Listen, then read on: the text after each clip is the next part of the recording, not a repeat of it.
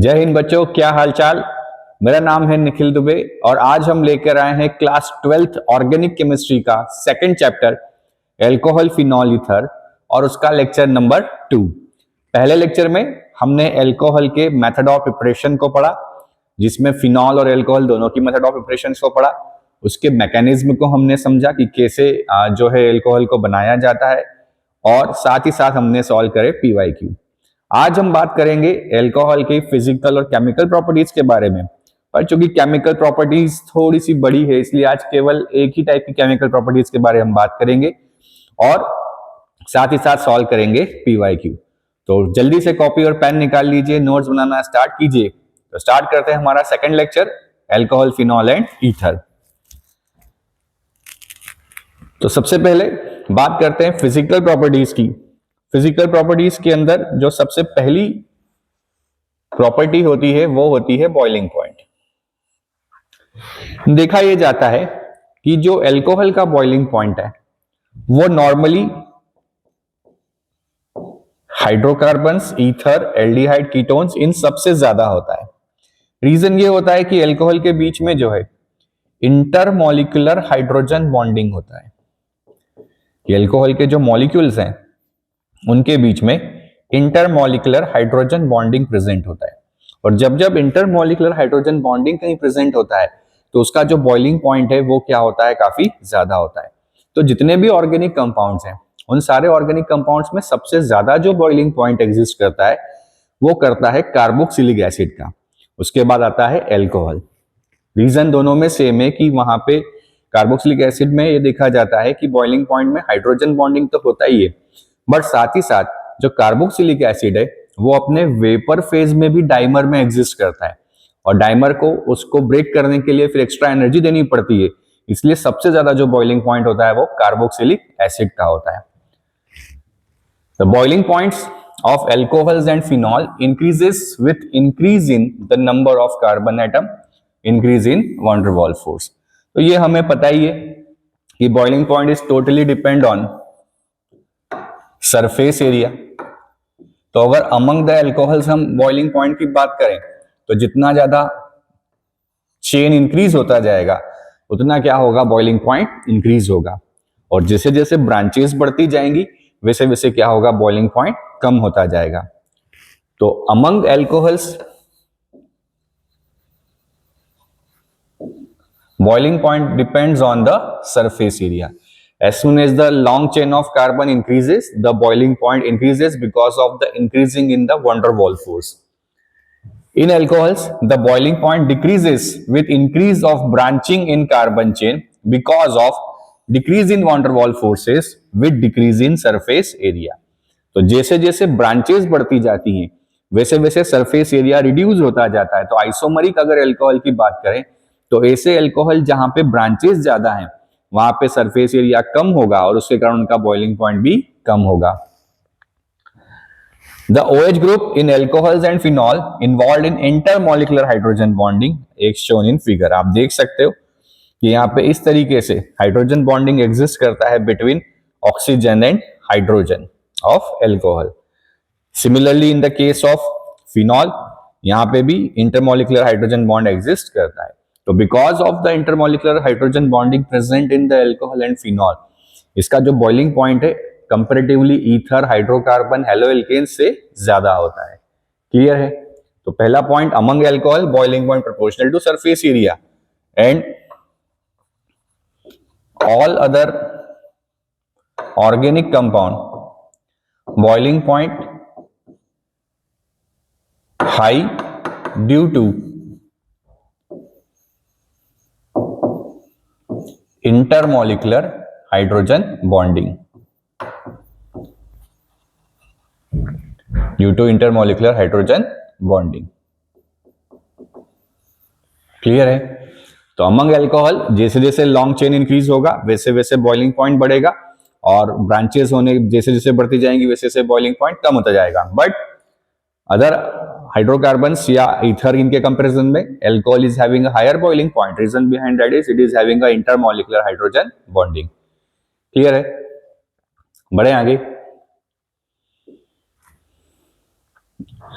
यही लिखा है, it is interesting to note that boiling point of alcohols and phenols are higher in comparison to other classes of compounds, namely hydrocarbons, ethers, haloalkanes and haloarenes of comparable molecular masses. तो reason यही है कि ethanol में क्या है, hydrogen bonding है, ether में कुछ भी नहीं है but because of polarity present है, और हाइड्रोकार्बन में कुछ भी नहीं है, तो सबसे ज्यादा alcohol, then ether, then hydrocarbon. यहाँ पे इंटरमोलिकुलर हाइड्रोजन बॉन्डिंग, यहाँ पे पोलैरिटी, यहाँ ना तो हाइड्रोजन बॉन्डिंग ना ही पोलैरिटी, तो एल्कोहल का जो बॉइलिंग पॉइंट है वो ज्यादा होगा ईथर से, ईथर का बॉइलिंग पॉइंट ज्यादा होगा किससे, हाइड्रोकार्बन से। The high boiling points of alcohols are mainly due to the presence of intermolecular hydrogen bonding in them, which is lacking in ethers and hydrocarbons. तो ये ethers और hydrocarbon में नहीं होता है, इसलिए अल्कोहल का बॉइलिंग पॉइंट ज्यादा होता है। क्लियर है? बढ़े आगे, नोट कर लीजिए इसे। चलिए अगला बढ़ते हैं, सॉल्युबिलिटी। सॉल्युबिलिटी का एक ही प्रिंसिपल होता है, polar dissolves into polar.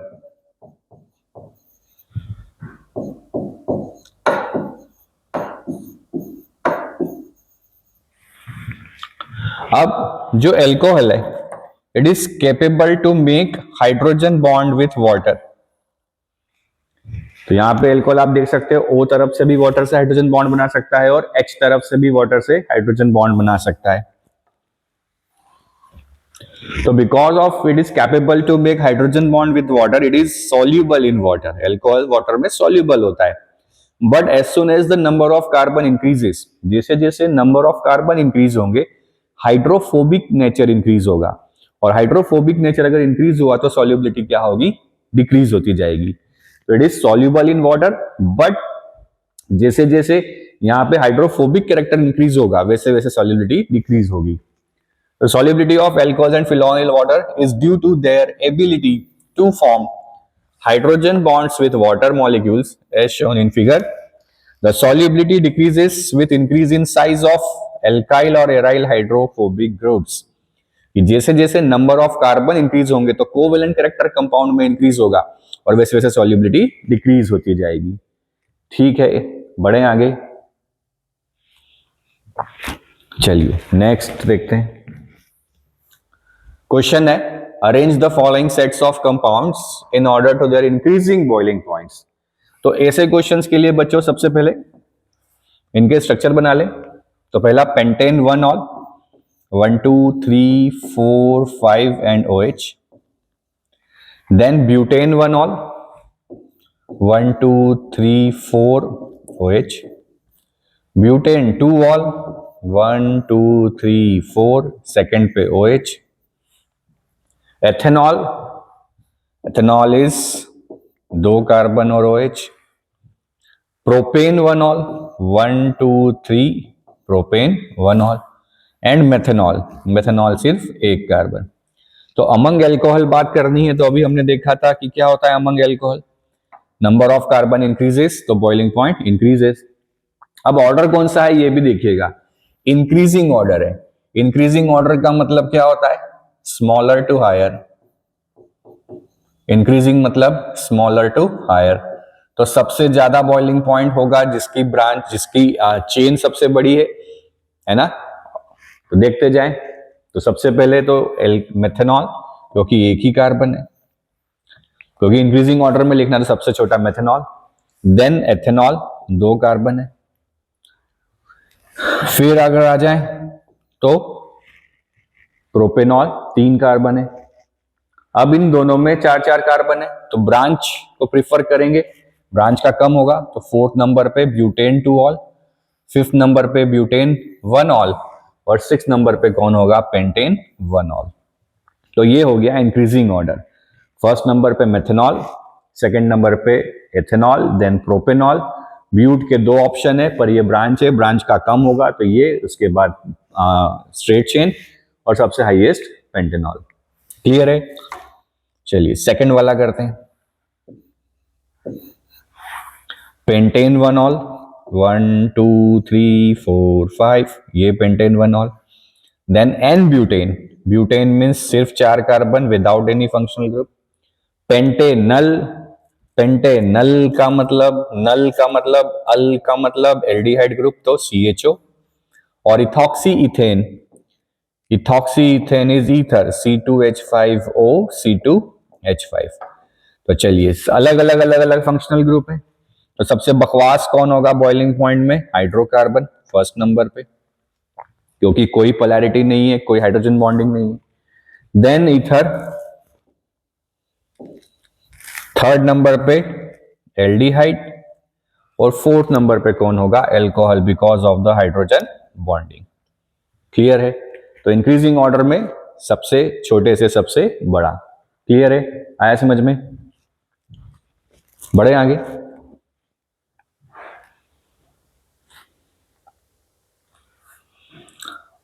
Next आता है केमिकल रिएक्शंस।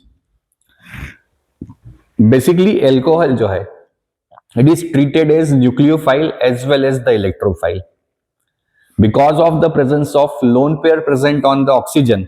ये न्यूक्लियोफाइल के जैसे ट्रीट होता है, और जब भी ऑक्सीजन किसी से H+ या प्रोटॉन एक्सेप्ट कर ले तो फिर ये प्रोटोनेटेड एल्कोहल कहलाता है, और ये इलेक्ट्रोफाइल के जैसे यूज होता है। तो अभी हम बात करते हैं पहले इसके न्यूक्लियोफिलिक कैरेक्टर की। तो alcohols are versatile compounds, they react both as nucleophiles and electrophiles. The bond between O and H is broken when alcohol react as a nucleophile।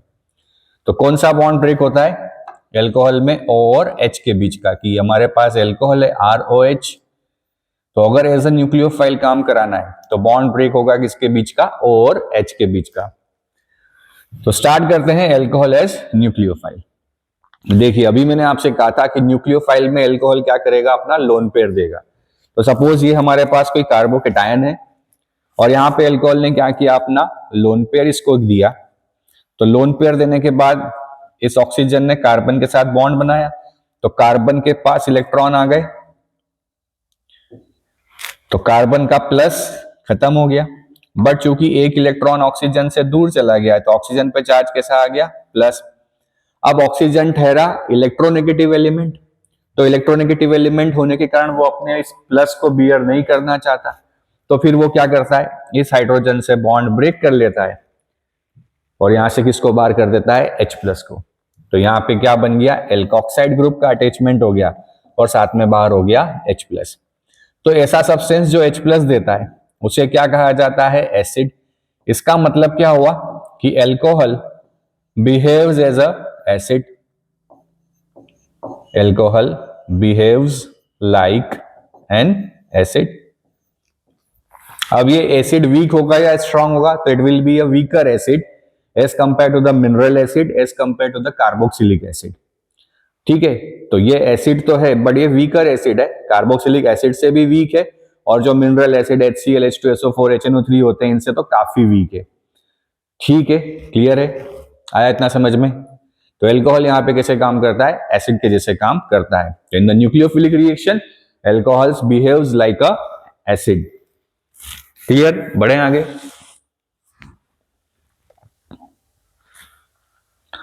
तो सबसे पहले बात करते हैं उन रिएक्शंस की जिनके अंदर O और H के बीच का बॉन्ड टूटता है, जहां पे एल्कोहल अपना एसिडिक बिहेवियर दिखाता है। तो वी नो वेरी वेल कि whenever any acid reacts with metal it makes salt and release hydrogen gas। तो सिमिलरली जब एल्कोहल सोडियम के साथ रिएक्ट करता है तो it release the hydrogen gas.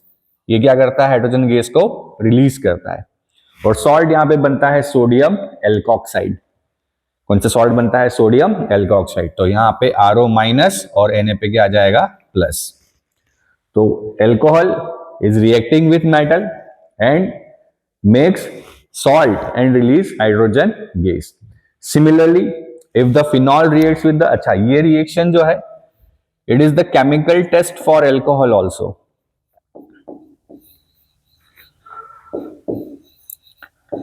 Chemical test for alcohol,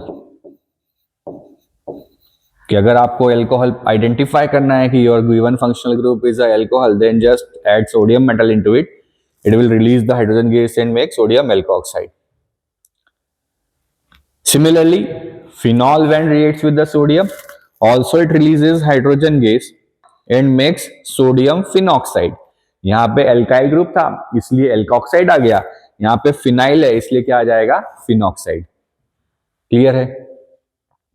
तो सोडियम हो गया, पोटेशियम हो गया, एल्यूमिनियम हो गया, इसे सारे मेटल्स के साथ जब एल्कोहल रिएक्ट करता है तो it releases the hydrogen gas. तो ये इसके एसिडिक बिहेवियर को बताता है। क्लियर है? बढ़े आगे। इसके अलावा phenols also react with aqueous NaOH to form sodium phenoxide. We know very well again कि when acid reacts with base,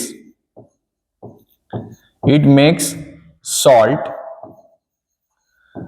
and water, but यहां पे एल्कोहल जो है do not react with NaOH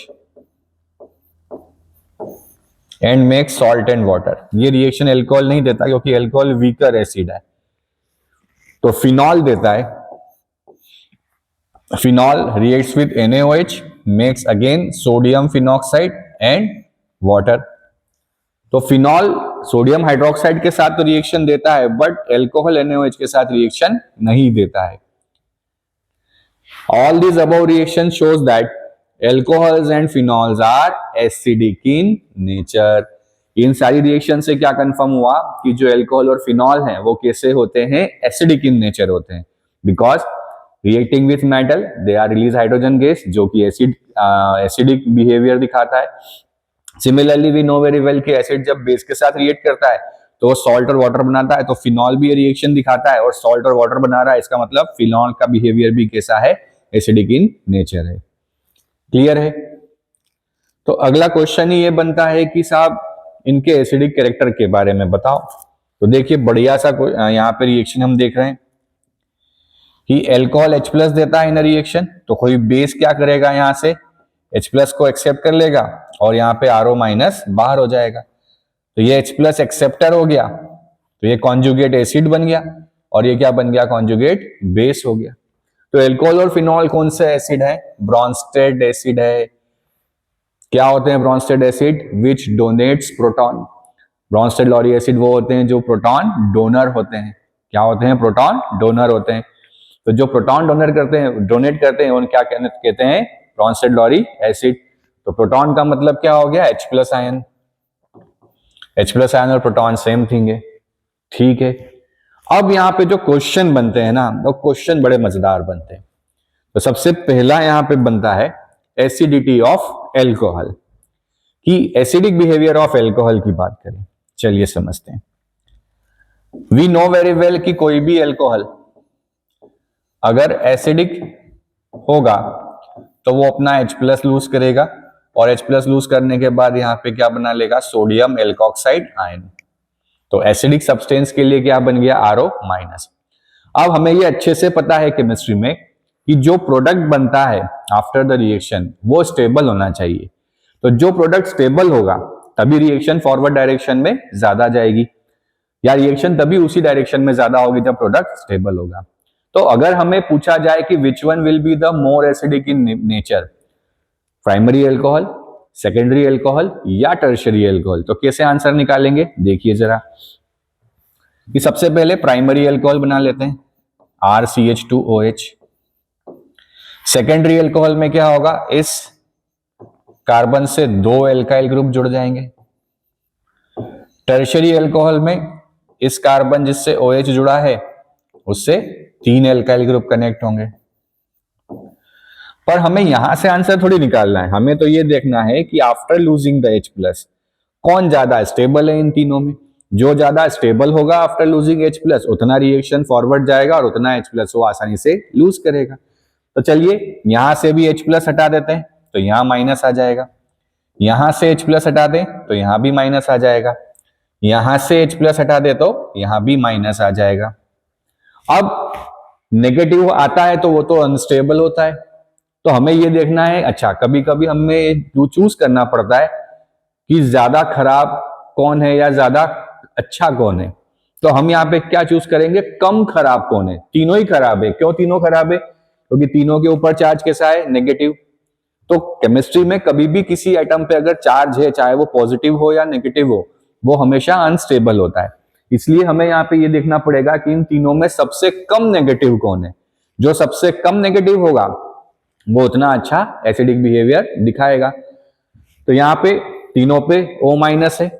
अब वी नो वेरी वेल कि जो alkyl group है वो प्लस आई इफेक्ट दिखाता है, और प्लस आई इफेक्ट दिखाने के कारण it will be treated as a electron donor group.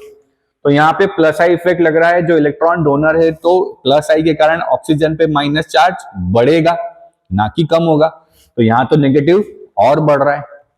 यहां देखें तो दो एल्काइल ग्रुप है, मतलब दो प्लस आई इफेक्ट लग गए, और दो प्लस आई इफेक्ट लग गए तो ये माइनस चार्ज और इंक्रीज हो जाएगा। तीसरे केस की बात करें तो तीन प्लस आई लग गए, तीन प्लस आई लग गए, तो यहां पे नेगेटिव सबसे ज्यादा बढ़ेगा। तो जितना ज्यादा नेगेटिव बढ़ेगा उतनी स्टेबिलिटी कम हो जाएगी। इसका मतलब क्या हुआ कि सबसे अच्छे की अगर बात करें तो सबसे अच्छा कौन सा हो गया, 1 degree, then 2 degree, then 3 degree. और इनमें भी सबसे अच्छा कौन सा होगा, मिथाइल अल्कोहल। क्योंकि अगर मिथाइल अल्कोहल की बात करें तो यहां पे बनेगा मिथॉक्साइड, और मिथॉक्साइड अगर बना है तो ये सबसे अच्छा, क्योंकि यहां पे कोई भी प्लस आई नहीं। तो सबसे कम नेगेटिव कहां है, मिथॉक्साइड पे, then 1 degree, then 2 degree, then 3 degree. तो what will be the acidic behaviour of alcohol, सबसे अच्छा acid methyl alcohol, then other alcohol primary में, देन सेकेंड डिग्री, और सबसे वर्स्ट कौन सा होगा, 3 डिग्री। क्लियर है। तो सबसे अच्छा अल्कोहल, एसिडिक बिहेवियर का ट्रेंड क्या बन गया, मिथाइल अल्कोहल। अच्छा सर, मिथाइल अल्कोहल का आप क्या 1 डिग्री नहीं मानते, मानते हैं, बट बहुत सारी किताबें इसको 0 डिग्री भी बोलती है। तो हम 0 और 1 के फेयर में ना पड़े, हम तो सीधे याद रखें कि सबसे अच्छा कौन, मिथाइल अल्कोहल। तो एसिडिक बिहेवियर सबसे best acid methyl alcohol, then 1 degree, then 2 degree, then 3 degree. Note कीजिए, इसे बड़ा इंपॉर्टेंट है, यहां से काफी क्वेश्चन पूछे जाते हैं। क्लियर है, बढ़े आगे। चलिए, देन क्वेश्चन है, which one is stronger acid, alcohol और वाटर।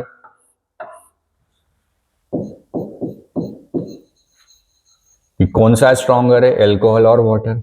चलिए इसकी कहानी समझते हैं बढ़िया सी। अगर हम बात करें एल्कोहल की, तो एल्कोहल में क्या होगा, OH जाने के बाद यहां पे क्या बनेगा, phenoxide ion, sorry alkoxide ion, और H प्लस रिलीज हो जाएगा। अच्छा, ये सब कहानी एक्वियस मीडियम की है ना, क्योंकि हमें पता है कोई भी एसिड अपने एक्वियस मीडियम में electron sorry H plus ion देता है।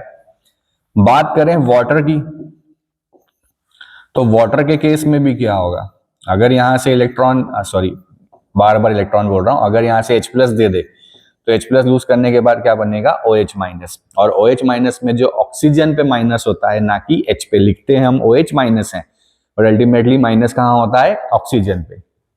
अब अगर थोड़ा सा यहाँ पे हम क्लास 11th की कॉन्जुगेट एसिड बेस थ्योरी लगा लें, जो ये बोलता था कि अगर कोई एसिड स्ट्रांग है तो वहां पे उसका कॉरस्पॉन्डिंग बेस क्या होगा, वीक होगा। अब अगर एल्कोहल यहां पे एसिड के जैसे काम कर रहा है क्योंकि H प्लस दे रहा है, तो रिवर्स में एल्कोक्साइड किसके जैसे काम करेगा, बेस के जैसे। तो ये क्या हो गया उसका कॉन्जुगेट बेस।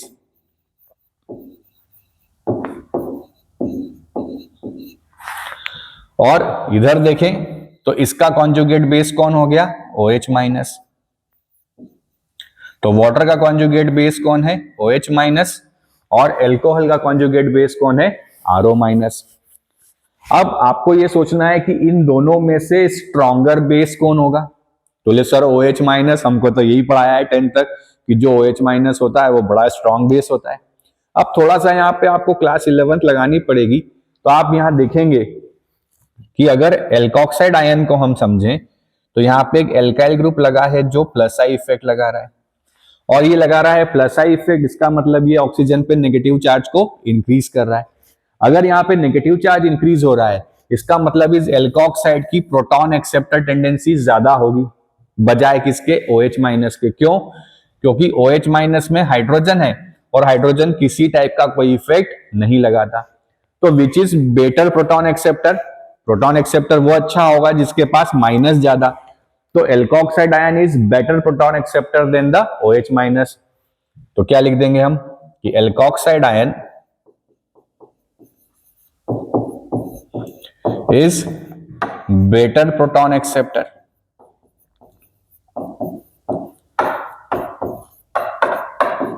क्यों?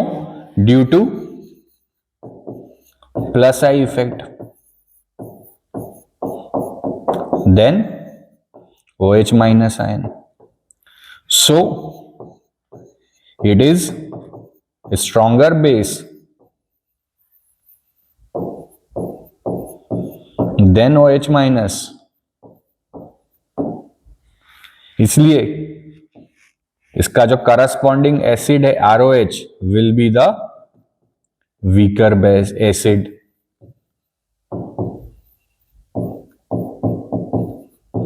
क्या मतलब हुआ इसका कि RO माइनस ज्यादा अच्छा प्रोटॉन एक्सेप्टर है, मतलब ये कॉन्जुगेट बेस स्ट्रांग है। किसके मुकाबले स्ट्रांग है? तो OH माइनस के मुकाबले स्ट्रांग है। तो अगर ये उसके मुकाबले स्ट्रांग है तो इसका जो एसिड है वो वीक होगा किसके मुकाबले? वाटर के मुकाबले। क्योंकि जिसका बेस स्ट्रांग उसका एसिड वीक। तो RO माइनस और OH माइनस में ज्यादा अच्छा बेस है RO माइनस, तो ये बेस स्ट्रांग, तो इसका करस्पॉन्डिंग एसिड क्या होगा? एल्कोहल वीकर एसिड होगा किसके मुकाबले? वाटर के मुकाबले। ठीक है, तो alcohol will be weaker acid than water. तो आज से क्या करें? पानी पीना बंद करके एल्कोहल पीना चालू कर देते हैं, है ना, क्योंकि पानी तो एसिडिक ज्यादा है किसके मुकाबले? एल्कोहल के मुकाबले। क्लियर है? आई बात समझ में? कि करस्पॉन्डिंग बेस को हमने देखा, तो यहां पे alkoxide ion is much more better proton acceptor as compare to the OH minus. अब चूंकि ये बेस स्ट्रांग है इन दोनों के मुकाबले, तो इसका एसिड इसके मुकाबले वीक होगा, तो alcohol is a weaker acid as compare to the water. Clear है? आई बात समझ में? बड़ा इंपॉर्टेंट क्वेश्चन है। बढ़े आगे। नेक्स्ट है एसिडिटी ऑफ फिनॉल। चलो फिर से क्वेश्चन कि कौन ज्यादा एसिडिक, एल्कोहल और फिनॉल? एल्कोहल और फिनॉल। तो अगर हम यहां पे एल्कोहल को समझें,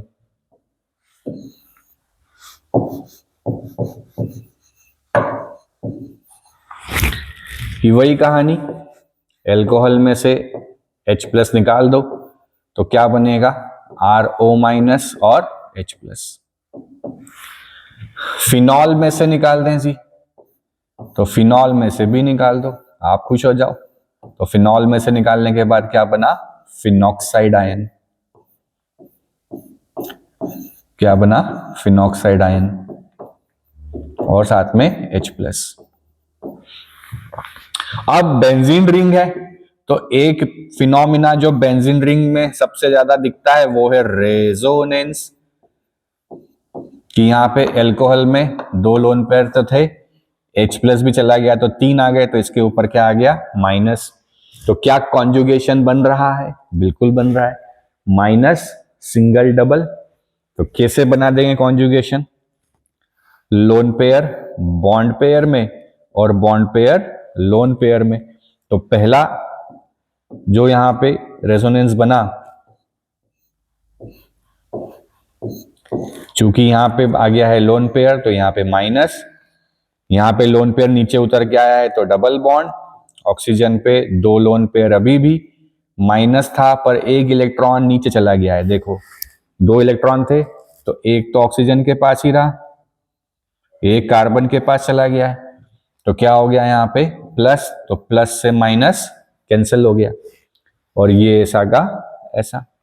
फिर कॉन्जुगेशन है, माइनस सिंगल डबल, फिर क्या करें, फिर वही लोन पेयर बॉन्ड पेयर में और बॉन्ड पेयर लोन पेयर में। तो क्या बन जाएगा फिर से, अब माइनस चार्ज कहां आ जाएगा बच्चों, अब आ गया पैरा पोजीशन पे, और ये डबल बॉन्ड हो ऐसा का ऐसा, फिर लोन पेयर बॉन्ड पेयर में और बॉन्ड पेयर लोन पेयर में।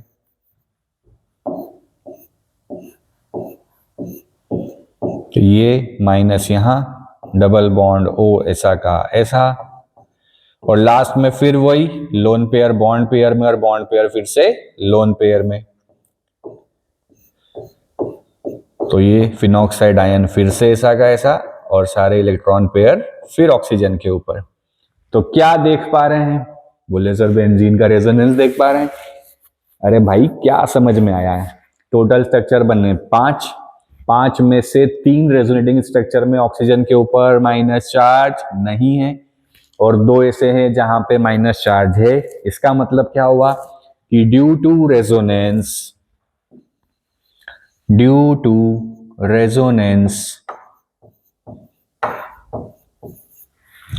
फिनॉक्साइड आयन is stable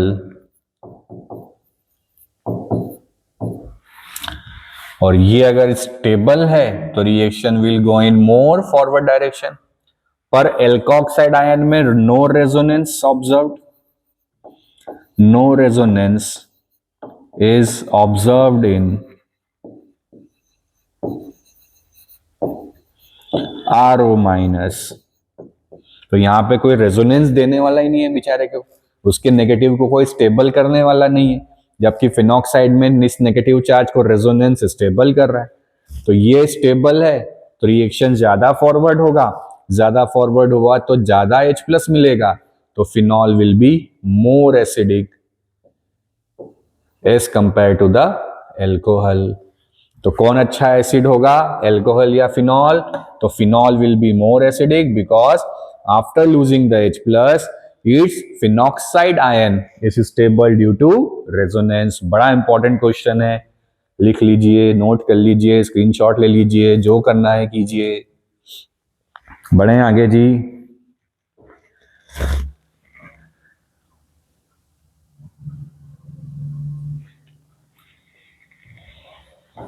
ठीक है, चलिए अगला देखें क्या है सर।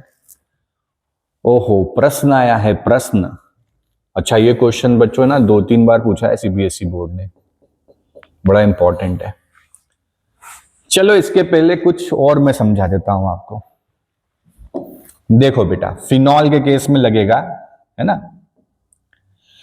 कहां चली, आजा, ये फिनॉल। अब अगर इस फिनॉल पे मैं कोई इलेक्ट्रॉन डोनेटिंग ग्रुप जोड़ दूं, या इस फिनॉल पे मैं कोई इलेक्ट्रॉन विड्रॉइंग ग्रुप जोड़ दूं, और इस बेचारे फिनॉल पे मैं किसी को भी ना जोड़ूं, तो क्या होगा? देखो, इलेक्ट्रॉन डोनेटिंग ग्रुप क्या करेगा, बेंजीन रिंग पे चार्ज बढ़ा देगा क्योंकि डोनर है तो प्लस आई लगाएगा। विड्रॉइंग इलेक्ट्रॉन खींचेगा तो माइनस आई लगाएगा। यहां कुछ भी नहीं होगा। अगर प्लस आई लगा तो after losing H+ O minus बढ़ेगा, माइनस आई लगा तो after losing H+ minus benzene की तरफ जाएगा। अच्छा, ये तो वैसे भी जाता है, तो इफेक्ट प्लस आई के साथ साथ कौन सा लगता है, +M या +R। और यहां भी क्या लगेगा, +M लगेगा या +R लगेगा, मेसोमेरिक इफेक्ट या रेजोनेटिंग इफेक्ट। तो अगर इलेक्ट्रॉन बेंजीन पे गया तो ऑक्सीजन पे माइनस बढ़ा, इलेक्ट्रॉन बेंजीन से दूर चला गया, बेंजीन की तरफ गया तो माइनस बढ़ेगा, बेंजीन से दूर चला गया तो माइनस कम हो जाएगा। तो अच्छा एसिडिक बिहेवियर कौन दिखाएगा, वो जब इलेक्ट्रॉन विड्रॉइंग ग्रुप जुड़ा हो। अच्छा, कौन मिलेगा सर? 99% केस में आपको NO2 ही मिलने वाला है। यहां कौन मिलेगा सर? यहाँ पे तुमको मिथॉक्सी इथॉक्सी मिल सकता है, यहाँ पे तुम्हें मिथाइल इथाइल मिल सकता है, यहाँ पे तुम्हें क्लोरोब्रोमो मिल सकता है। तो अगर ये ग्रुप जुड़े हैं तो ये डोनर है और NO2 है तो विड्रॉइंग है। बस अब क्वेश्चन हो जाएगा।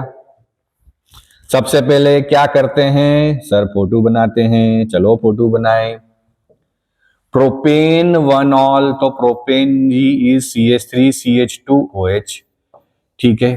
फिर 2,4,6 ट्राई नाइट्रोफिनॉल, तो पहले तो फिनॉल बना लो बेंजीन के ऊपर OH, तो ये 1 हो गया। अब ये 2, 3, ये 4, 5 और ये 6, तीनों पे कौन है, नाइट्रो, तो ये नाइट्रो बना लिया। इसे पिक्रिक एसिड भी कहा जाता है, याद रखेंगे। देन 3 नाइट्रोफिनॉल, तो ये नाइट्रो तो नहीं बनाएंगे, पहले हम फिनॉल बनाएंगे। अच्छा, ये 1 हो गया, ये 2 हो गया और ये 3 हो गया, तो 3 नाइट्रोफिनॉल। फिर 3,5 डाई नाइट्रोफिनॉल, फिर ये फिनॉल, ये 3 और ये क्या हो गया, 5। फिर कौन है, फिनॉल,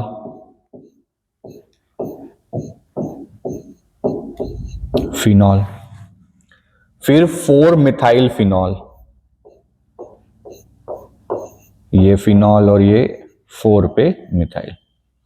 चलिए चलिए, मजेदार सर, क्या करना है, क्या करना है, इंक्रीजिंग ऑर्डर बताना है। इंक्रीजिंग मतलब छोटू से बड़ा, तो सबसे पहला तो एल्कोहल दिख ही रहा है कि ये तो सबसे बकवास होगा। अब हमें पता है नाइट्रो कैसा ग्रुप है, इलेक्ट्रॉन विड्रॉइंग, पर ये इफेक्ट लगता कहां है बच्चों, ये देखो ऑर्थो और पैरा पे ही माइनस आता है, तो अगर यहां नाइट्रो आया तभी ये काम का है, अगर मेटा पे आया तो काम का नहीं है। इसलिए क्या होगा कि ये सबसे बकवास। अब ये भी मेटा है, ये भी मेटा है, और ये तो सबसे मजेदार दिख रहा है, तो नंबर 1 तो ये हो गया। अब मिथाइल ग्रुप है साहब, इलेक्ट्रॉन डोनर, तो डोनर वाला तो क्या करता है, एसिडिटी कम करता है कि बढ़ाता है, कम करता है। क्यों, क्योंकि प्लस आई इफेक्ट लगाएगा, और प्लस आई लगाएगा तो माइनस बढ़ाएगा। तो यहां पे नंबर 2 पे कौन आ गया, ये डोनर वाला। तीसरे पे कौन, अच्छा इसको हम अलग कर लें, ये बेचारा परेशान हो रहा है इस 2 के साथ, ओहो मान ही नहीं रहा है ये, हट, ये हटाया और यहां क्या लगा दिया, O2। तो फर्स्ट पे तो एल्कोहल सबसे वीकर।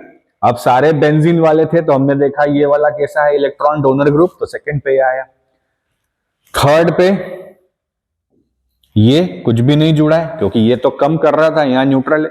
अब ये सारे हैं नाइट्रो, पर यहां 2 नाइट्रो लगे हैं मेटा पे, यहां ऑर्थोपेरा पे, तो ये तो सबसे स्ट्रॉन्गेस्ट होगा। तो कौन सा नंबर हो गया, 1 2 3 4 5 6, ये 6, मतलब ये विल बी द स्ट्रॉन्गेस्ट। अब बात करें इन दोनों पे, तो मेटा पे तो हमारा ये इफेक्ट लगता ही नहीं है, प्लस एम, प्लस एम सिर्फ कहां लगता है, ऑर्थो और पैरा पे लगता है, तो बस माइनस साइड से लगाएंगे आंसर, तो ये होगा अच्छा, तो ये खराब, तो ये तीसरे के बाद ये चौथे नंबर का आ गया, देन ये आ गया 5वें नंबर का। और सबसे बकवास कौन सा हो गया ये, अच्छा यहां पे अगर एक चीज और लगा देते कि यहां पे हम अगर नाइट्रो ग्रुप लगा देते ऑर्थो पे, तो क्या हो जाता, तो फिर क्या होता, चौथे 5वें के बाद ये बनता छठा और ये बनता 7वां, क्योंकि ऑर्थो पे इफेक्ट ऑब्जर्व होता है, तो ये वाला इन दोनों से स्ट्रॉन्गर होता, मेटा पे कभी ऑब्जर्व नहीं होता, तो ये 4th, ये 5th और फिर 6th। क्लियर है, तो जैसे जैसे ऑर्थोपेरा पे NO2 बढ़ते उनकी एसिडिक बिहेवियर इंक्रीज होने लगता, तो बड़ा इंपॉर्टेंट सा क्वेश्चन है। But this effect is not observed eight Meta position, ये इफेक्ट मेटा पे नहीं दिखता है, केवल प्लस आई से आंसर आता, मेसोमेरिक से आंसर नहीं आता। क्लियर है, बढ़े आगे, चलिए जी। एस्टरिफिकेशन रिएक्शन है, अरे यार तो बड़ी आसान रिएक्शन है। Alcohol when reacts with carboxylic acid in presence of concentrated H2SO4 means acidic medium is required। यहां से H निकालो, यहां से OH निकालो, तो वाटर आया, और साथ में क्या बन गया, ester, R C double bond O O R. अच्छा, अगर डिफरेंट करना चाहें तो आर डैश ले लें, तो it will be the R dash. ये क्या कहलाता है बच्चों, ester. Same reaction acid chlorides के साथ भी हो सकती है, एसिड एनहाइड्राइड्स के साथ भी हो सकती है। देखो कैसे होगी, R dash O H, acid anhydride ले लें, R C double bond O O C double bond O R, ये एसिड एनहाइड्राइड।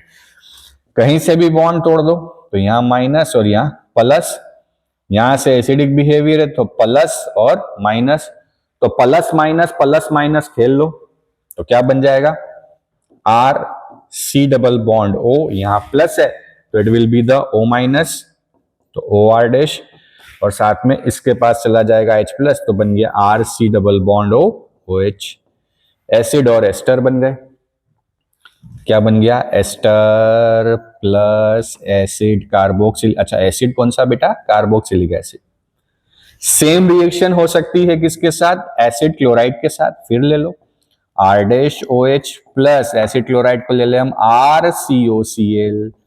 हमें अच्छे से पता है H प्लस और Cl माइनस जन्म जन्म के साथी हैं, तो क्या बाहर हो जाएगा, HCl बाहर, और क्या बना, R C double bond O O R dash, फिर क्या बन गया बेटा, एस्टर। बट ये जो रिएक्शन है, ये जो अभिक्रिया है, ये जो समीकरण है, ये होता है पिरिडिन की उपस्थिति में, पिरिडिन के प्रेजेंस में। क्यों, क्योंकि पिरिडिन एक ऑर्गेनिक बेस है, क्योंकि HCl यहाँ पे नालायकी करता है, रिएक्शन को पीछे ले जा सकता है। तो जैसे ही यहाँ पे HCl बने, इस HCl को कंज्यूम करने के लिए किसको ले आते हैं, पिरिडिन को ले आते हैं। तो पिरिडिन इस रिएक्शन को वापस रिवर्स ले जाने से बचाता है। क्लियर है, आया समझ में, बढ़े आगे। तो sir R R R R लिख दिया, अरे बेटा CH3 मिथाइल इथाइल तो तुम ही लगा लोगे, अब इतने तो बड़े हो ही गए हो। ठीक है बच्चों जी, आया समझ में। चलिए, तो ये था एसिडिक बिहेवियर। अब कुछ PYQs लगा लेते हैं फटाफट से। एसिडिटी बताना है, जल्दी से बताएंगे, फटाफट बताएगा। पहला कौन है, फिनॉल, दूसरा कौन है, एथेनॉल, तीसरा कौन है, H2O, जल्दी से बता दो। सबसे बकवास कौन, इंक्रीजिंग ऑर्डर में जमाना है, सबसे बकवास कौन, एथेनॉल, क्योंकि इसका करस्पॉन्डिंग बेस स्ट्रॉन्ग है, देन वाटर, और थर्ड नंबर पे कौन, फिनॉल। सही है या गलत है, जल्दी से बताएं मुझे। क्या ये होना चाहिए, सोच के बताओ जरा, वाटर और फिनॉल में क्या कहानी चलेगी, जल्दी से बताओ। सोच लिया क्या बनेगा, जल्दी से बताओ क्या बनेगा। देखो बेटा, यहां से अगर OH निकाल दें, मतलब सॉरी OH क्या निकाल दें, H प्लस निकाल दें तो बना O माइनस, यहां से निकाल दें तो क्या बनेगा, OH माइनस। अरे ये ज्यादा है, क्यों, क्योंकि इसका स्टेबलाइजेशन है due to resonance, phenoxide is stabilize due to resonance, but यहाँ पे कोई स्टेबलाइजेशन नहीं है, तो फिनॉक्साइड आयन स्टेबल, तो ज्यादा रिएक्शन फॉरवर्ड जाएगा, ज्यादा H प्लस निकालेगा, इसलिए सबसे अच्छा एसिड फिनॉल होगा। क्लियर है, चलो चलो जल्दी से करो। Increasing order of boiling point बताना है। अरे यार तो फटाफट बता दोगे तुम। सबसे कम कौन, ईथर, देन कौन, एल्डिहाइड, देन कौन, alcohol, because of hydrogen bonding. कितना आसान है, कितना आसान है। ऐसे सारे सारे क्वेश्चन तुम्हारे बोर्ड में पूछे जाते हैं। ठीक है, बढ़े आगे। Salicylic acid is treated with this, अरे ये सब क्या हो गया है, ओ हो, सैलिसिलिक एसिड, बढ़िया अंडरस्टैंड, इंपॉर्टेंट है भाई साहब रिएक्शन, मोस्ट इंपॉर्टेंट है, मतलब मोस्ट इंपॉर्टेंट की पावर इनफाइनाइट है। सैलिसिलिक एसिड होता है फिनॉल के साथ COOH, फिनॉल के साथ COOH, treated with acid anhydride CH3CO CO CH3। अभी रिएक्शन हमने देखा है इन एसिडिक मीडियम कि प्लस माइनस खेलना है जी, यहां से तोड़ा, यहां माइनस, यहां पे आ गया प्लस, यहां से जाएगा H प्लस और यहां पे O माइनस, तो क्या बचा, अच्छा, इस COOH के साथ कुछ नहीं होगा, ध्यान रखना है ना, भावुक ना हो जाना। और यहाँ पे क्या हो जाएगा, OCO CH3, साथ में क्या बनेगा, CH3COOH। नाम है इसका एस्प्रिन। ये बढ़िया मेडिसिन है, एनाल्जेसिक होता है, एंटीपायरेटिक टेबलेट होता है एस्प्रिन। क्या बोलते हैं इसको, एस्प्रिन। ठीक है, तो मोस्ट इंपॉर्टेंट रिएक्शन है। अरेंज द फॉलोइंग दे रहे एसिडिक कैरेक्टर, जल्दी से। एसिडिक कैरेक्टर लगा दो तो बेंजोइक एसिड है, फिर फिनॉल है, और फिर कौन है, क्रिसॉल है। क्रिसॉल याद है कि भूल गए, OH के साथ CH3 पैराक्रिसॉल ले लेते हैं। चलो, तो क्या हो जाएगा आंसर, ये तो सबसे बकवास, फिर ये, और फिर बेंजोइक एसिड तो स्ट्रॉन्गेस्ट होता है। ठीक है, तो यहां पे क्या होगा, plus I effect, acidic character कम करेगा, देन फिनॉल, और देन फिर बेंजोइक एसिड। Next question. अरे क्या हो गया है ये भाई, arrange the following compound increase on the acidic strength. पहला वाला तो लिखाया ही नहीं है ढंग से, फर्स्ट में लिख देता हूं, पैराक्रिसॉल, पैरा नाइट्रोफिनॉल, और देन फिनॉल। फोटो बना लेता हूं पहले आपके लिए, तो यहां पे आ जाएगा फिनॉल, फिर पैरा नाइट्रोफिनॉल,